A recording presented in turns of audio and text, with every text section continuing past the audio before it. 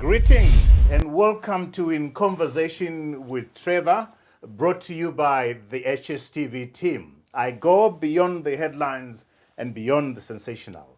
Today I'm in conversation with Yvonne Chaka, singer, songwriter, actress, entrepreneur, and a lot of other things.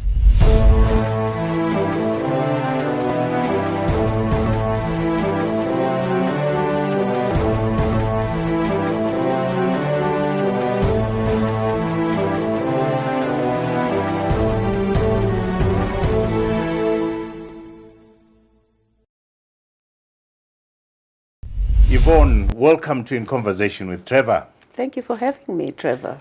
You are our first guest on our South Africa series, and I'm so delighted that you found the time to say, yes, let's do this. Who says no to Trevor?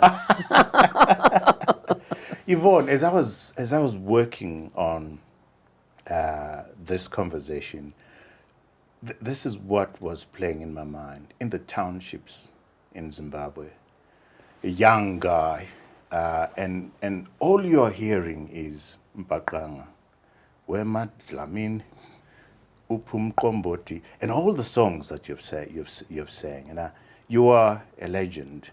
You are an icon. You've spent 35 years doing this, and you're doing more.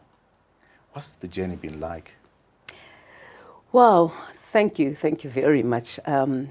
35 years ago, I was meant to go to university to study law. But let me just backtrack.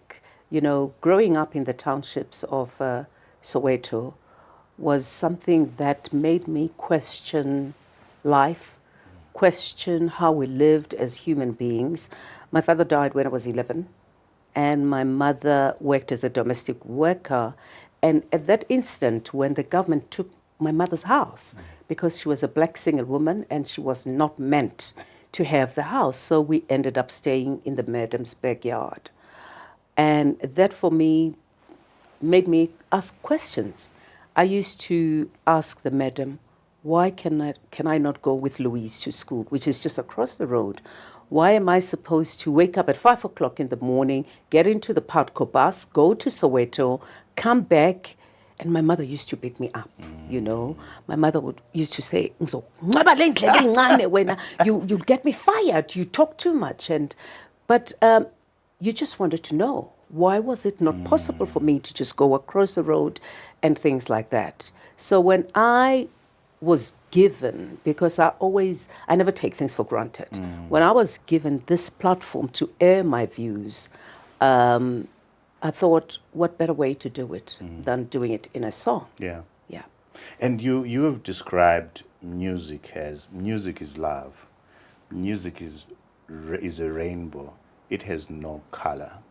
And listening to your music, listening to the meaning of the lyrics, very empowering, very encouraging. Talk to me about your creative process as you put together a song. When I found myself at the then SABC, you know, in 1985, trying to hustle for a job, because I just completed my matric and I was due to go to university the following year.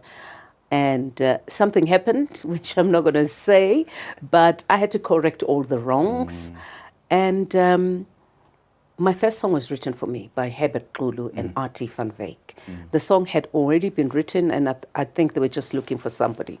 So I was at the right place at the right time. Thanks to Phil Hollis, you know, we then recorded I'm in Love with the DJ. And everybody constantly asks me, who was the DJ? There was no DJ. So I made every DJ fall in love with me because I thanked them, you know, I put them in the spotlight. I made them feel very good about themselves. And as we continued, I said to Artie van Wyk and Phil Hollis and Chico and Herbert Xulu, the guys that I worked with, I said to them, it's good to sing I'm in Love with the DJ, I'm burning up, and Thank You, Mr. DJ, and all those songs.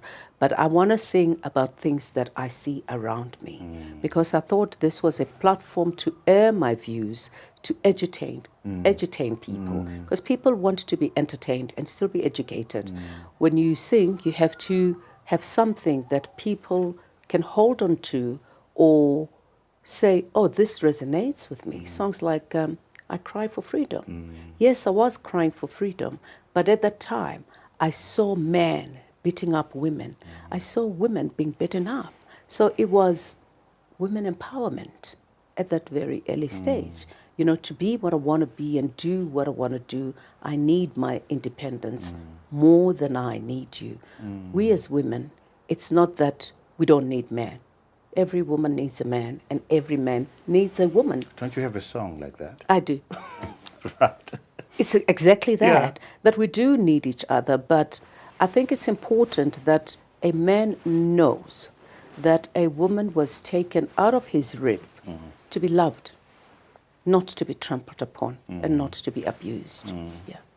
You lost your father when you were 13. 11. 11. Yeah. 11. And your mom raised the three of you on a domestic salary of 40 rands at that time.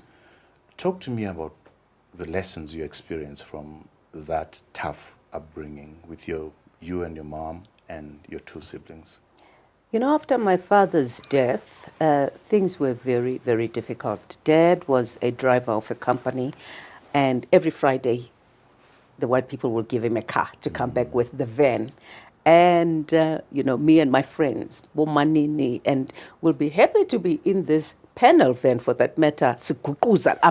You know, I mean, we'll be proud that at home there was a car. And Dad was an amazing man. I always say I could have married my father. He was amazing. To start with, he was very handsome. He was very clean. Dad woke up every Saturday morning without fail. Cleaned the kitchen. Wow, what himself. an example. Cleaned the kitchen, scrubbed it, and it was spick and span. If it was winter, he made fire and put water on the stove, and off he went. My father was a gambler. He played dice, and off he went. And he came back with every cent and put it on the table. And said, must compose, my elder sister is composed. There's the money for the children for the whole week. So I learned from my dad that gambling was not a good thing, but if you use whatever money for the right reasons, it was okay. You're not stealing it from anybody. And when Dad lost, we knew it was hell in the house. But he will, on Friday, we had fish and chips at home. It was like Christmas. And because I was the baby of the family, it was fish and chips and a Russian or a Vienna. So I always had something extra. And every Saturday morning, Dad will, when he finished cleaning, he will go. There was a shopping center called Macenta. I mean, township business was amazing then. And he would go and buy, I don't want to call the brands, but he would buy these biscuits for my sisters, and he would buy me this other nice brand. And so we knew, even though things were tough, Dad made things happen for us. We were not that extremely poor, but we didn't get everything that we wanted. We got everything that we needed. What did you learn from your mother? So when Dad died, that was very difficult, because then Mom was alone. There was no Christmas anymore. Friday was not Christmas anymore. There was no fish and chips. Dad was gone. Mom will actually bring her lunch home. You know, her 2 slices of bread with cheese. She would probably once or twice a week bring that home so that we could have it with my sisters. Mom was a very good cook. So whatever she cooked for the madam, she would then bring home. But what I learned from my mom was that you don't have to sit there and feel sorry for yourself. You make do with the little that you have. And what she instilled, you know, in us as the 3 girls was that we have to depend on ourselves and nobody else. Wow. Love ourselves first, respect ourselves. I remember there were some uncles, you know, Barry, David, they would come, you know, because they knew Dad had died, and they would come. And at that time, I didn't think it was wrong. You know, when men come and bafika balibamba mabele, njani mantombazana, niyakhula. You can't do that these days. Exactly. Absolutely. But then, you know, you didn't think it was wrong. And my mother hated it. She says, mabefika ningijele. And she protected us and guarded us. And I sit here today and I say, thank you, Mom, for being there for us, for guarding us, for protecting us, for shielding us. And at that time, you know, we thought she was too strict or she was ugly. And now as a 57-year-old, I want to say, thank you, Mom. Thank you, Mom. Yeah. I think a lot of us don't realize at the time when we're being disciplined, when our parents are being tough with us, that this is actually for our good. But my sense is you have 4 boys. You have been raising these 4 boys. My sense is that we as parents are not tough on our children as our parents were on us. Is that a fair comment? It is. It definitely is. I think our children are a totally different breed. We overcompensate, I think, because we say we want to give our children what we didn't have, which is correct sometimes and sometimes very wrong. Because if it were a girl or even a boy, you want to say to your child, I want to give you everything here. You don't need to go out and find a blesser because you're a blessing to this family as a girl. You're a blessing to this family and you don't need anybody outside to bless you. And obviously when it comes to boys, okay, all children, you want to give them everything that you didn't have. And so they think money grows on trees. They don't think they have to work very hard or go an extra mile because everything is there. Yeah, you know. And when they see that life is not what they thought it was, they then, you know, go off the rail. And it does happen. It really does happen. I mean, not all of my boys are what I want them to be. I want my boys to be what they want to be. But I think every parent wants to see their children succeed and be more than what you are. You know, Mom was a domestic worker and my eldest sister is a nurse, my middle sister is a teacher, and I'm just mashamplan, you know. But I always say I corrected the wrongs that I did when I was young and I worked very hard for everything that I have. But things have really changed. I mean, the societies that we live in, the peer pressure that our children have as well. You know, I always told my children that if we go on holiday once or twice a year, it's okay. Don't look at the Joneses and the Petersons next door to say they go on holiday 5 times. It's okay. You don't know what they do when we're sleeping. And you don't know how they generate their money. So be happy and content with what you have. So I tell my children not to want to have things that they don't have. Yeah. You know, I grew up in the townships with a mother who was a domestic worker and a father who was a domestic worker as a cook. It was a tough life. I tell people sometimes that we would get up in the morning and there was no money for bus fare, no money for Vaseline. And guess what we'd use for Vaseline? If there was buttercup margarine, we would use that on our hair and cooking oil. Sure. Describe to me some of the tough things that you had to go through with a domestic worker mother earning 40 rands. Did you hit it as hard as I did in the townships? You know, Trevor, I don't think when you are a child you realize that you're poor. No, you don't. Particularly in the townships, because Mom will give me a cup of sugar and say, go Guatelma, give them sugar, ask them to give you bread, go Lagamantlela, give them impupu, you know, and ask them to give you salt or butter or whatever. So it was normal. You just had a plastic and, you know, you go, Sister, we lived as a close-knit family in the townships. Isn't that beautiful? Those things don't happen now. That's why I say, you didn't even think that you were poor? No, because, yes, you wouldn't sleep without having meat, but you will have pap and tomato gravy and morojo or cabbage. I mean, there was no ways, and there was no day that we went to sleep without food. No, it never happened. So it was all those small things. It's when you are much older and you think, really? What is that all about? And you sometimes think, when you open the fridge, there's just a jug of water and ilahle. Yeah. I don't know why did we have that, apparently to say fridge inganugi, know, there'll be coal. Coal, yeah. I don't know why did we have that, but I know that most of the townships, most Jug of the... of water and coal to keep just, it... Yeah, and there was a coal there and jug of water, and that's it. And you open the fridge, there's absolutely nothing. Charcoal. Yeah. You wanted to do law. You fell pregnant, but you bounced back. Why I'm going to that sensitive point is there's a lot of girls who go through the same thing at 13, at 14, at 15, at 16. And they think that is the end of the world. But falling pregnant is not the end of the world. And here you are. Share with me your experiences. You know, Trevor, things have become so sad. I do lots of work with the UN as their Goodwill Ambassador for UNICEF as well. It's like instead of us progressing with the times, we are regressing. Obviously, being in matric and falling pregnant, the society, the community frowned upon me. It was like, and during those times we hid. I mean, I didn't realize I was pregnant until I was 7 months pregnant.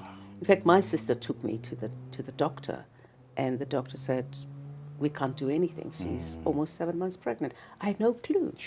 Thank you to Mema Chicha, which was one of the teachers that I really loved. When we're young, we looked up to our teachers. We loved them. We respected them.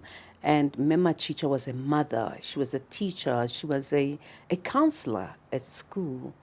And she came and said, Machak, there's something there. And I'm like, no. No. And she left me. She didn't insist. But as an adult, she probably could see. So I ended up writing my matric, being pregnant, and voila, there I had a son.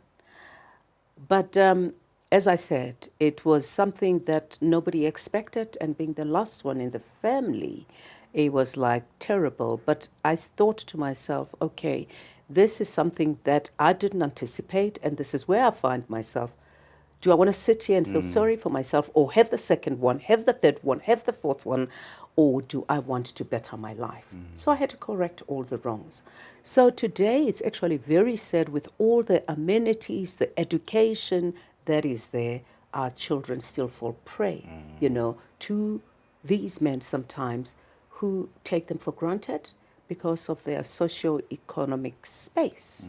That is another problem. I don't think these children do it deliberately. Some of them are being coerced in these things. Yeah. Do you think as parents we talk enough to the girl child and to the boy child about these issues? Trevor, I think we try. Life is very difficult and things have changed. And I sometimes think they've changed for the better and to our detriment as well. I think it should be easy as a parent. We need to find it easy as parents to talk to our children. It should be easy for a father to talk to her daughter about menstruation, and a mother to talk to the son about whatever boys feel, But we sometimes leave these things until it's too late, and we have our children learning from outside, from other people. And some of these people, if it's a male, and talking to a girl child about whatever problems, they then take advantage of them. It's like, okay, I'm going to show you what it's done. And then they sleep or rape to my these children. I said to my 16-year-old Sissy Yvonne that, the mother, she was saying to the mother, I don't want my father to know I'm on my periods. I'm menstruating. Then I played along. Then at some point I said, I want you to know that you can talk to me about everything. I know right now you're going through your menstruation. I know what pain you're going through. Can we talk about this?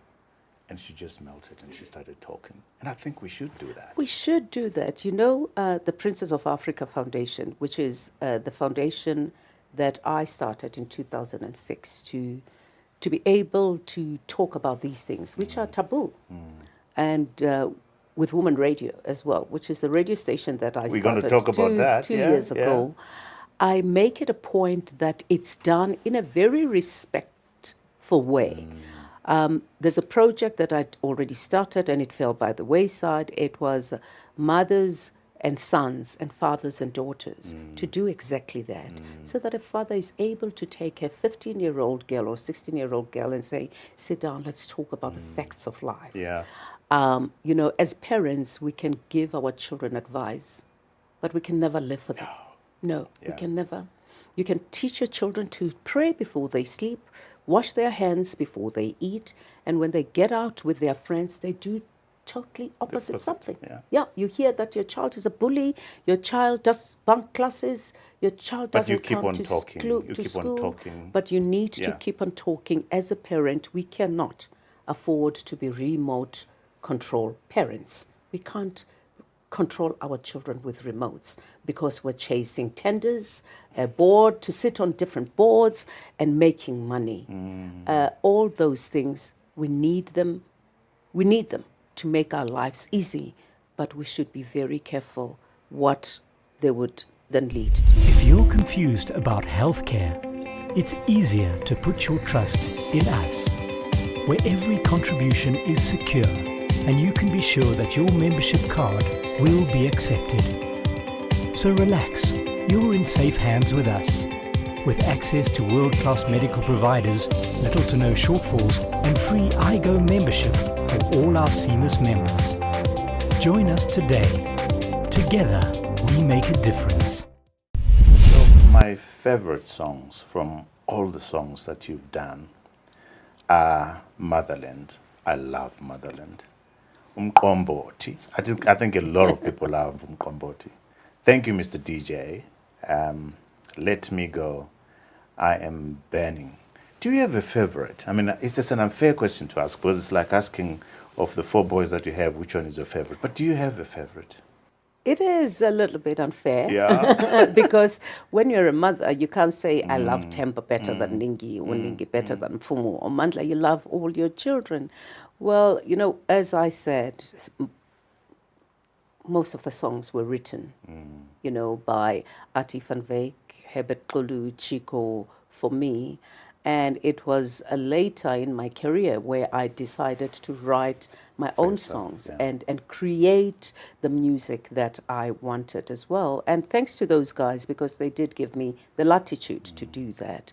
So I Cry for Freedom. Obviously, it was that freedom and women's empowerment. Motherland, obviously, I thought, this is my country, and why should somebody call me a stranger in my land? This is my motherland. For me, it was a platform that one had been given, and you had to make do, you know, with the space, the words, and the platform that you had. So songs like Motherland, it's songs which were sort of inspired by people like Mary Makeba, Hugh Masekela, the people who ran away from the country. Songs like Don't Divide Us, you know, and things like that. Did you ever get in trouble for any of those songs? Yes. You know, the SABC, it was the place where the music had to be taken. There was a lady whose job was literally to sit by the reception when you brought your tapes, looked at the lyrics and ask, why are you crying for freedom? And chuck it there. And I mean, there's a song called Let Him Go. Yeah. The song was, let him go, let him go, let him go to his children, to his family, Mandela. We was let him go, you know, release him. But we had to change the song. We wrote a song with Ati van Wyk. We were going to call the song, Winnie, Winnie Mandela, Winnie, Winnie. But obviously they would never have played that song. So we changed the song to I'm Winning, My Dear Love. So we had to change these songs because I never wanted to be in trouble. But when you're in the studio, you know, you see Winnie, Winnie Mandela, and you look who's watching, and you had to, come back out of that, Yvonne. So I'd never been in trouble, straight. But when we went to the stadium and performed, you sang the song. Oh, Winnie, Mandela. And the crowd knew that this is how the song goes. So we had to be very smart and beat the system. Yeah. There's a number of things I love about you. And that is, apart from your beautiful voice and singing, is your authenticity, your energy, your vibe. It doesn't matter where I meet you, whether we are at the World Economic Forum in Davos, whether we're at the World Economic Forum in Abu Dhabi or wherever, at the airport in Harare, you're the same person, and you're the same person that I experience on the stage. How do you do that? I think it's important for people to be authentic. To me, what you see is what you get.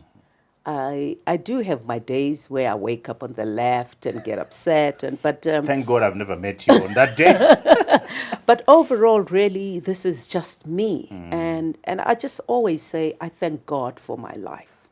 I can never stop thanking God, because everything I have and everything that I'm going through, everything that I've received, or whether I'm getting criticized or being loved or whatever, God knew.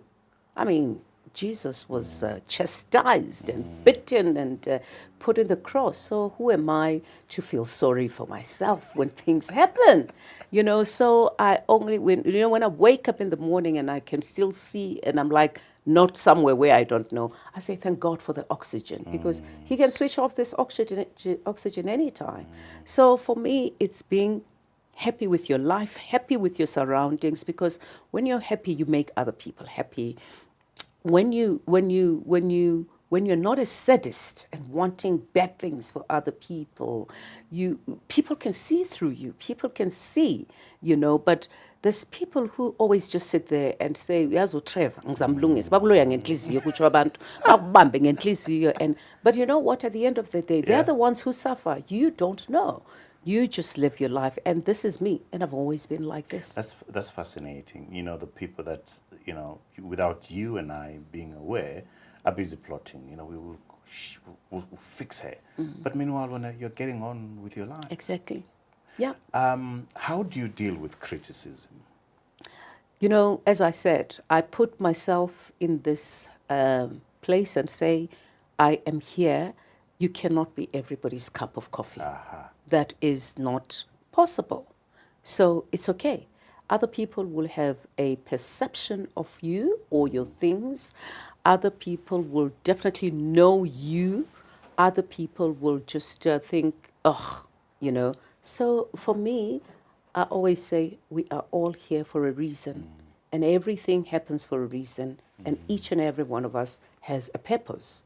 Whether it's a good purpose or a bad purpose, but we do have a purpose. So let it be. Yeah. Do you think Yvonne Chaka Chaka has found a purpose? I want to think so. I've found a purpose because I am here for a reason. I'm here to do what God has asked me to do, and that's exactly what I'm doing. Whether I am doing my public speaking, whether I'm in the fields at Mashvingo, making sure that there's indoor residual spraying, or I'm at a village somewhere giving children sanitary pads, I think that's what God wants me to do. So I am here to fulfill God's purpose, not my purpose. Yeah, that's powerful. That, and I laughed when I saw this. You were the first black child to appear on television, South African television, in 1981. What were you doing on television? I need to find this guy. A guy was called Bernard Joffe. There's a lady who went to church with us, and her son was doing billboards. Would look at Mzwaki on billboards and like, in the townships, billboards, they were not there. And this lady, I'm not sure if she worked with Bernard Joffe or what, and she said, Yvonne, there's a guy called Bernard Joffe. He's coming to Soweto. You must also go. So they were looking for children who could dance, who could sing, who could read, who could do poems, who could play instruments.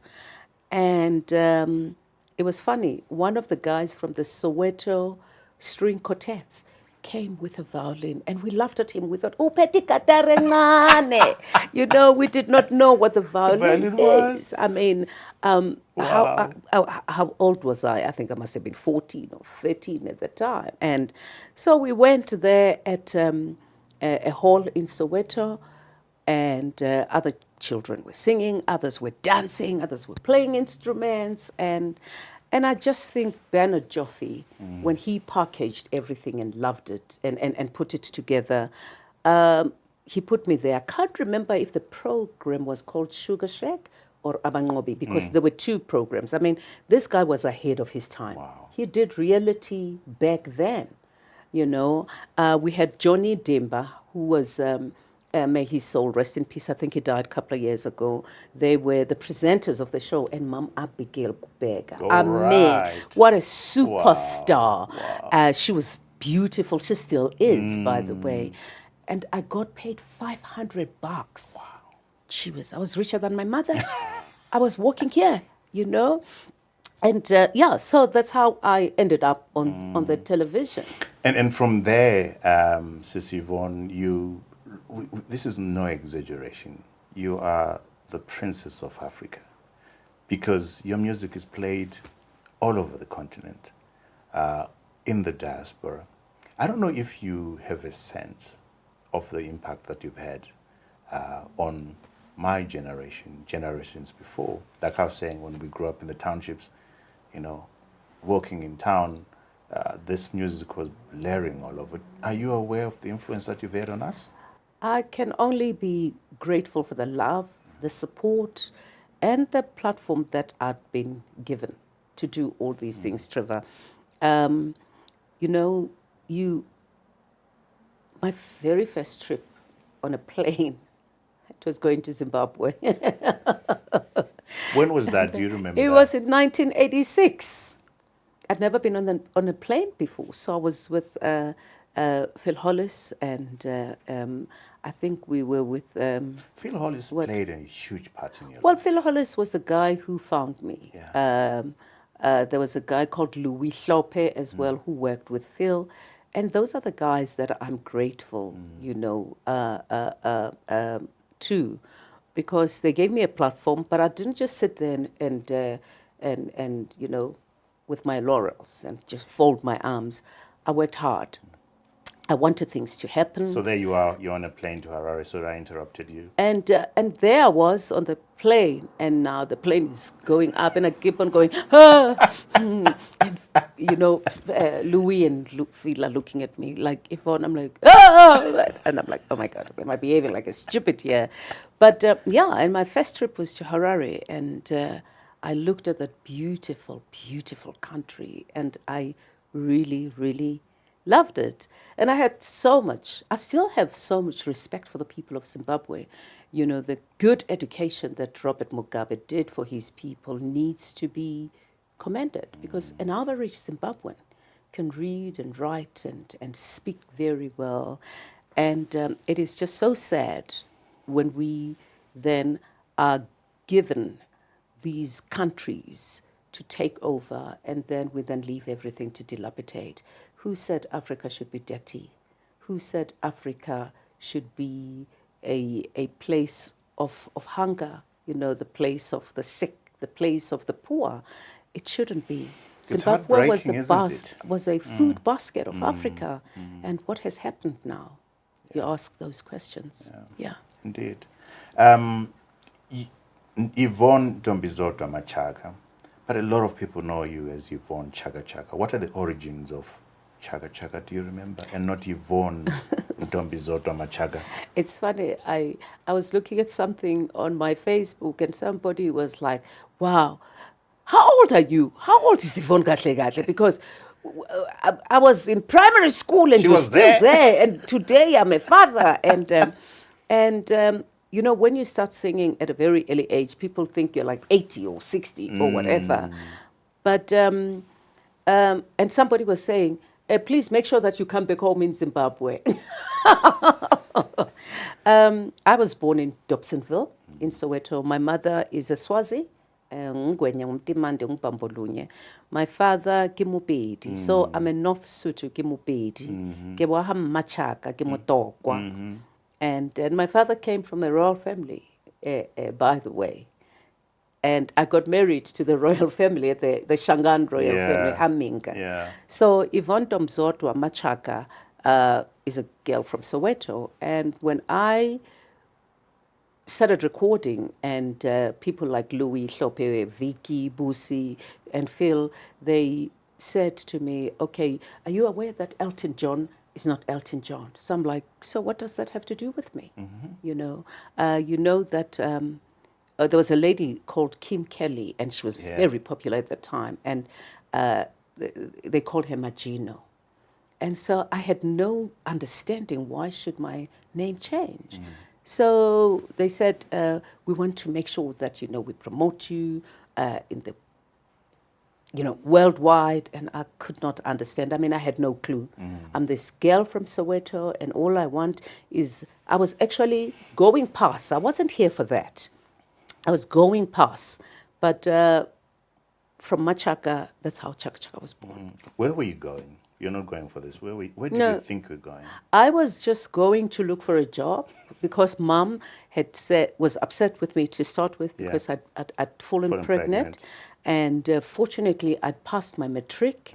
So now I was actually going to a place called the Race Relations in Braamfontein, where most of the black students were receiving scholarships to go to universities. That's exactly where I was going. So I found myself, in fact, for the past 2 days, I'd been going to Race Relations, and the queues were so long, so I diverted to go to the SABC, and that's where I found myself. But starting singing in 1981, it was just for that program, and then I continued. I went to school because I completed my matric in 1983. Yeah. And you've gone further. I mean, as we were talking outside, you were saying to me you're doing a degree of some. So what are you doing? It's always good for one to acquire knowledge, because nobody can Even ever at take this that young age. Nobody can ever take that from you, whether you want to do your PhD or your MBA, or it becomes very difficult to study at my age. But I had to make my mother happy, because she didn't think singing was a career. It was a job. So I tried to study law. I failed Afrikaans 3 times. I failed mercantile law. I failed history 1. And I said to my mom, please, it's just not working. But I think it's because I didn't put a lot of effort in whatever I was doing.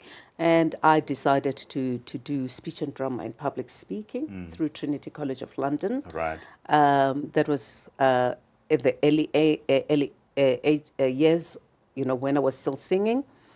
And then I did my business management through UNISA.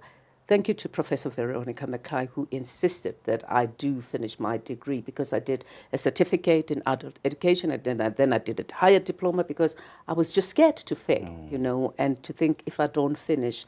And I'm an adult practitioner by profession as well. You teach literacy. You still teach literacy at UNISA, hey? I do.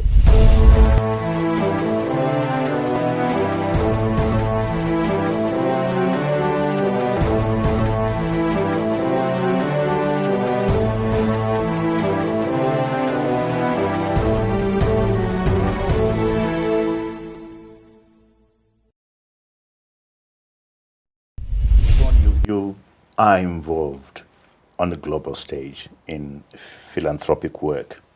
But I was touched by the fact that Upumzile Ntuli caught malaria. I think you're performing somewhere in West Africa. And Upumzile was your backing vocalist. And as a result of that, you decided to get involved in the fight against malaria. Talk to me about that incident and your involvement in the global efforts to roll back malaria. Trevor, being a South African and living in a country where we thought there was no malaria, I think I always say you never thought it could be until it happens to you. There was I in Gabon to go and perform, and it was an amazing jamboree. They had about 20 artists from all over Africa, Nigeria, Tanzania, Sierra Leone, and I was representing South Africa. So we got there, the ambassador, South African ambassador was there, and it was all well. I think we're there for about 10 days or so. So there was a train that most of the artists decided to take. So I thought, so some few artists flew, but cut the long story short, it was just an amazing trip. It was just so beautiful. And coming back home, I remember getting out of that plane, and Phumzile had this newspaper, and said, "Eish Gogo, I'm not feeling well." From when I was 20, everybody called me Gogo, Bomaki, and all those people. And my husband had picked me up from the airport, and he said to Phumzile, "Please go and sleep because you're all tired. But when you wake up, come to my office. Come and see me so that we can check malaria." And I'm like, what is malaria, And so we all went home, and 2-3 days later, her flatmates took call to say, "Phumzile akekho right. Futhi amehlo akhe ngathi sawuyelo manje." And so we thought, okay, please take her to Joburg Jan. And I remember it was on a Saturday evening. We had a date with Tiny, went out, and we got a call from Phumzile's mates to say, she's really, really not well. She's delirious. And so Tiny got an ambulance. We met at the Joburg Jan, and she was just saying things that I don't know. And Tiny just looked at me once and said, "We're in trouble. It's cerebral malaria." Anyway, she went in there, and she was diagnosed with that, and unfortunately, she passed on. And that, for me, was a wake-up call, because I must say, I knew about malaria, but I mean, so what? It has never happened to me. One of my sons, Mfumo, had malaria from Limpopo, and she was at the hospital for 7 days. But I never thought this could really, really happen and take somebody's life. And I called different people. I remember calling Madiba to say, "Dada, one of my musicians had died from malaria," and so I sat on the computer and was checking, what is this malaria? And why, because I've heard about it, but it wasn't a big deal. So when I read that malaria was killing so many children under 5, pregnant women, and it is curable and preventable, yet so many people were dying, and I thought, is this a disease for poor people, or for black people, or what? Or for the continent, and why, But as I say, I think that also even made me even stronger in what my beliefs are, that we are all here for a reason. And it was in June when Phumzile died. In January, I got a call. I was invited to Ethiopia. It was all these UN guys, and they said, "We've been looking for this Yvonne Chaka Chaka, and would like you to come to Ethiopia. We want a goodwill ambassador." And I thought, what is the goodwill ambassador? Am I going to stop singing now and get paid lots of money? And but they wanted me to do something about HIV in South Africa. I mean, there was a lot of controversy and all sorts of things at the time. I said to them, "No, I think there's something that I want to do." And Bjorn, may his soul rest in peace. And Bjorn was like, you're a little bit cheeky. I'm like, no, let me tell you the story. 6 months ago, I went to Gabon, and this is what happened. And I think I want to be the voice of malaria. And they said, "But we want you to do something about AIDS." I said, "No, I think malaria is a disease that nobody talks about, and nobody has given it a face or even the ear. How is that? I can do it, I want to." And I became the very first UN Goodwill Ambassador to choose a cause. Yeah. First UN Ambassador for MDGs, also Envoy for Africa, Goodwill Ambassador for Rollback Malaria Partnership. How has that battle been like? Well, because I then insisted that I wanted to give malaria a voice and a face and the hearing, and just let people know about it and what can be done, to make sure that people know about this disease, which was curable but killing people. I must say that I'd seen lots of changes. I'd gone to places like Mtwara in Tanzania where the beds, were empty. But I remember going to a hospital where a woman had put her child on her back. And when she got to the hospital, Child was dead. the child was dead. And the woman had to walk another 40 kilometers back home with the dead child because her belief was that she could not leave the child there. And that was very sad for me, I just thought African people, we still suffer even after so many years. Women have to walk miles to go and look for help. Women have to go miles to go to a healthcare center. And what is even more sad is that when they get to the facilities, the medication, there's a shortage of medication. This is our Africa. This is our Africa. Utata Nelson Mandela, you and him had a special relationship. And Utata Nelson Mandela said at one time, Yvonne's music helped us. It sustained us in Robben Island. Talk to me about that relationship. I was very... Because he ended up appointing you to be, to sit on the... 46664. And the Nelson Mandela Children's Fund, isn't it? Talk to me about that relationship. I was very lucky to have had a very good relationship with Mam Winnie and Mam Grasa, Mam Miriam Makeba, and Tata Madiba. I remember when Madiba came to visit our home for the very first time. My son was quite young and he loved the phone. Cell phones were there, but very few people had them. And when the phone rang, Mfumo always rang, hello, hello, hello. And I remember this particular day, I went past and he was on the phone and I asked him, who's on the phone? He said, this man called yesterday, mommy. So I picked the phone, I took the phone, I'm like, hello, and I could hear the laugh. And I was like, who's that? And this person is laughing. And I said, okay, I'm going to drop this phone. He says, no, don't drop the phone. I am laughing. The young man loves the phone. And I'm like, who are you impersonating? Who's this? Oh. And he said, darling. He called me darling. Dada called me darling because he always said, you look just like Nomzamo when she was young. Wow. Nomzamo was Winnie. Yes, so I was like, really? Because Mama Winnie was just a pretty woman. And he says, the young man answered the phone. And the first thing, he said, I'm calling for the second time. I called even yesterday. The young man answered the phone. He said, Mommy, not here. Put the phone down. And today he's calling. I'm calling. And guess what he said? He said, you're calling Mommy? Are you Mommy's boyfriend? This is Madiba telling me this. And I was like, oh, my. So I started apologizing. But he was in stitches. But Madiba came and visited, and I think Madiba was just an amazing man.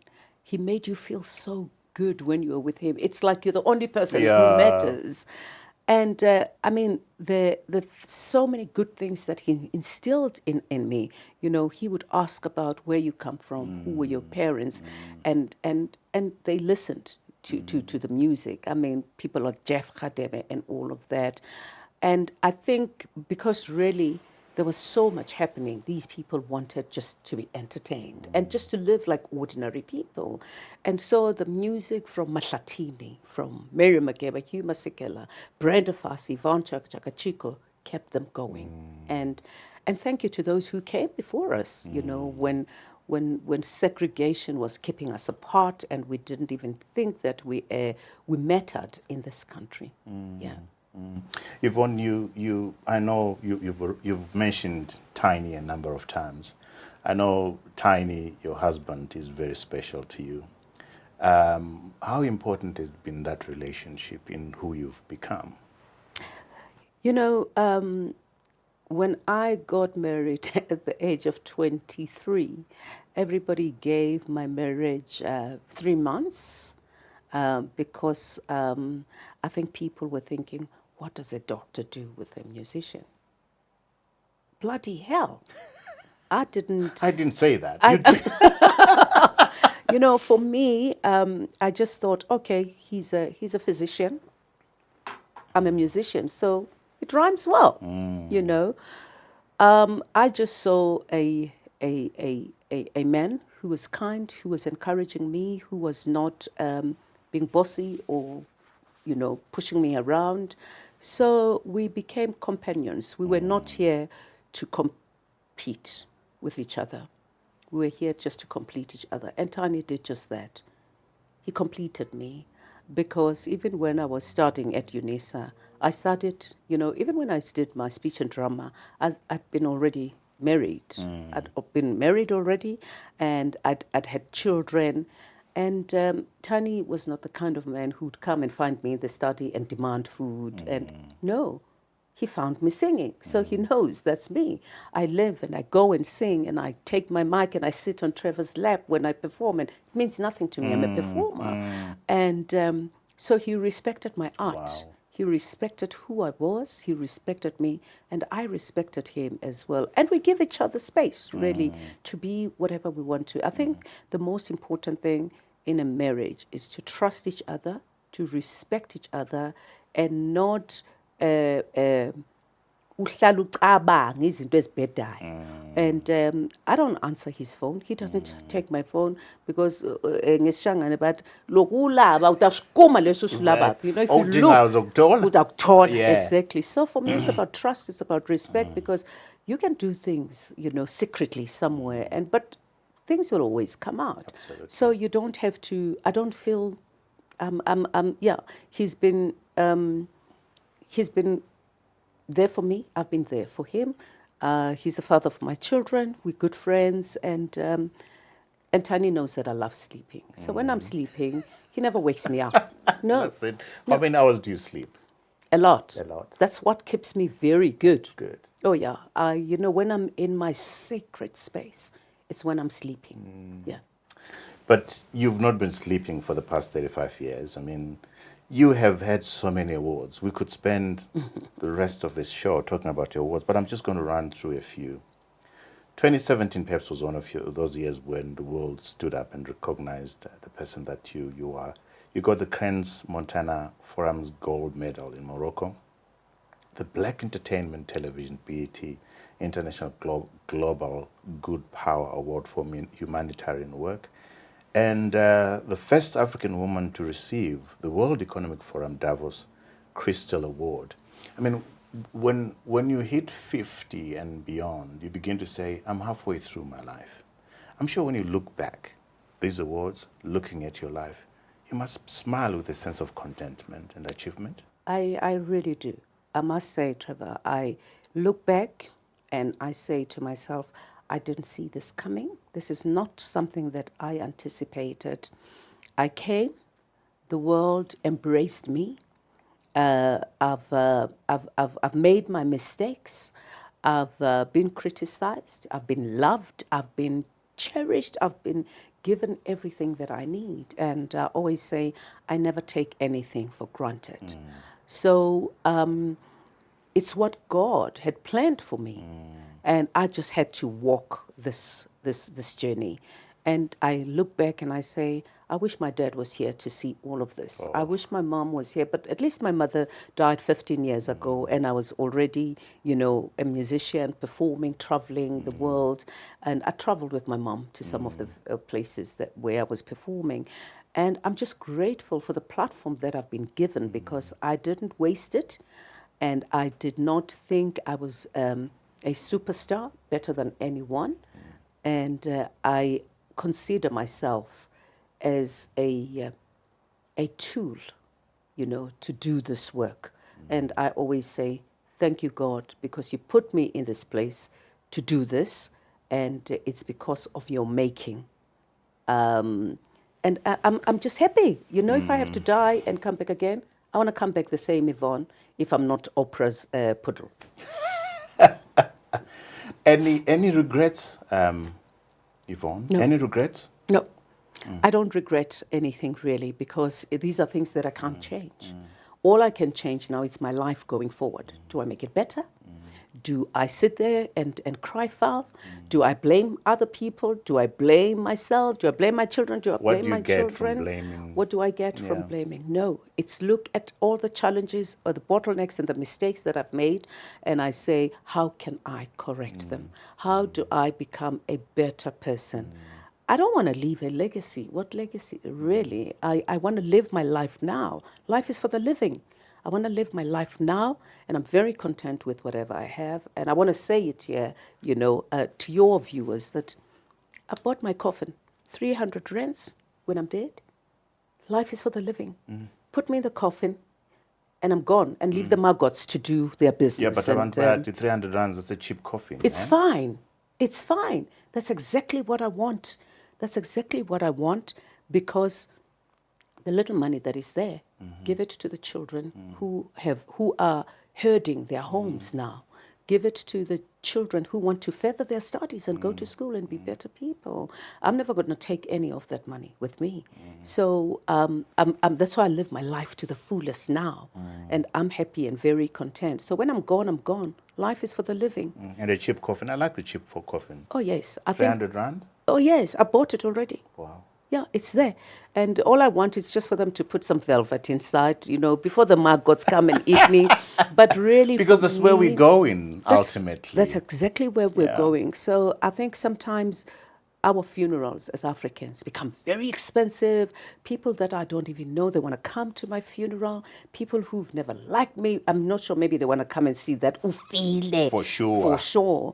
But for me, it's to live my life now, make those that love me and those that I'm helping now happy.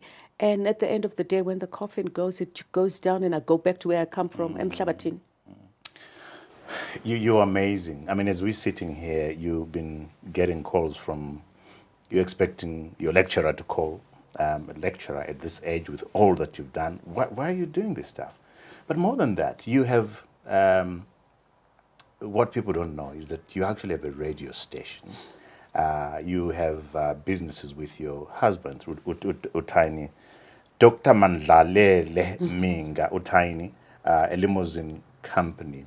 Talk to us about the radio station as briefly as you can, why you are into radio and what's the purpose of that? Well, I'll go back to the limo company. I think we're ahead of our time because that's the business we started in 93, 94. Wow.